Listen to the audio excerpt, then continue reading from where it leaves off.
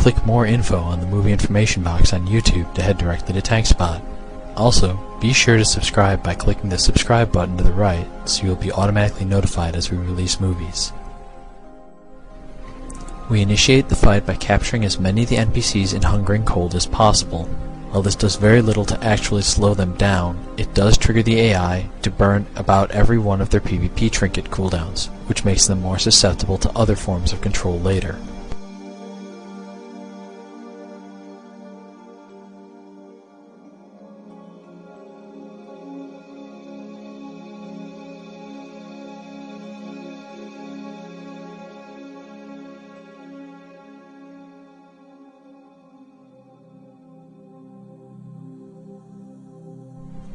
This encounter is very similar to its non-heroic counterpart. No new mechanics are introduced.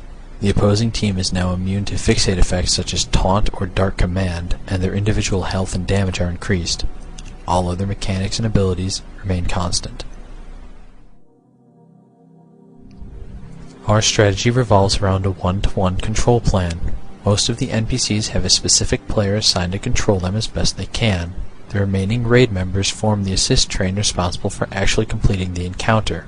Particularly, the rogue, warrior, and healers will cause significant problems if allowed to move and act freely.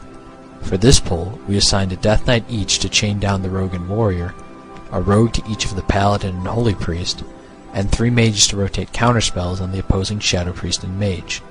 We also had a Moonkin assigned to cycloning the opposing Death Knight when convenient.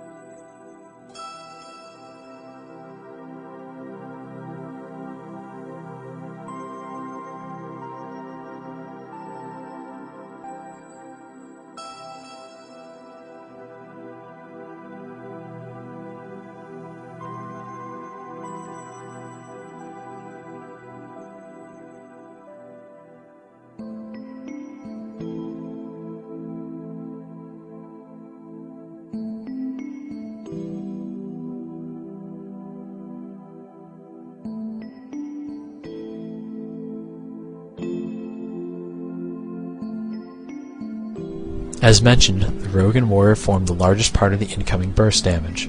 While the enemy casters can provide a fair amount of throughput damage and control, the rogue is capable of killing a mage in a second or two.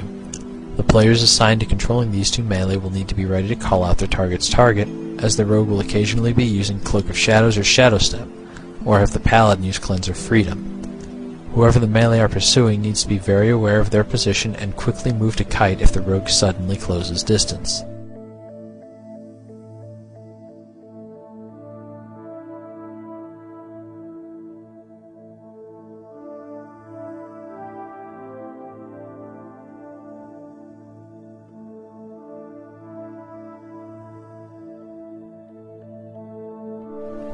Our damage order involves reducing the healers first, then removing the core melee damage, the rogue and warrior, and finally burning the casters down in an arbitrary order. The pets were quickly removed shortly after the shaman and totems.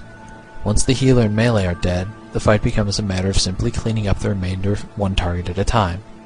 Due to the length of time involved in working through the opposing team with several of our own damage down, several repetitive sections of the back half of this encounter will be omitted from the video. From this point on, the encounter is very stable.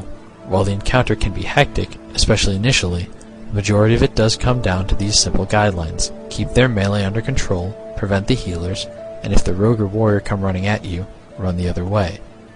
Break on damage control effects such as Polymorph or Repentance are largely limited by the chaotic nature of the fight, encouraging Fan of Knives interrupts, as well as their susceptibility to dispel magic. Snares, stuns, and interrupts will prove to be the strongest forms of control.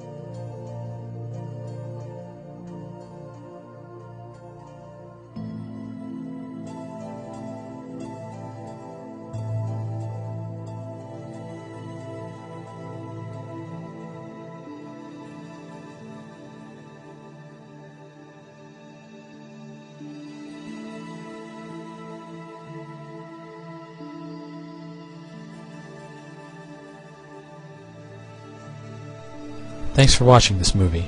As usual, feel free to ask questions or add suggestions either on YouTube or in the strategy thread on tankspot.com. Also, TankSpot donors can download all of these movies in high definition directly from our servers. Click the second link in the movie information box to learn more.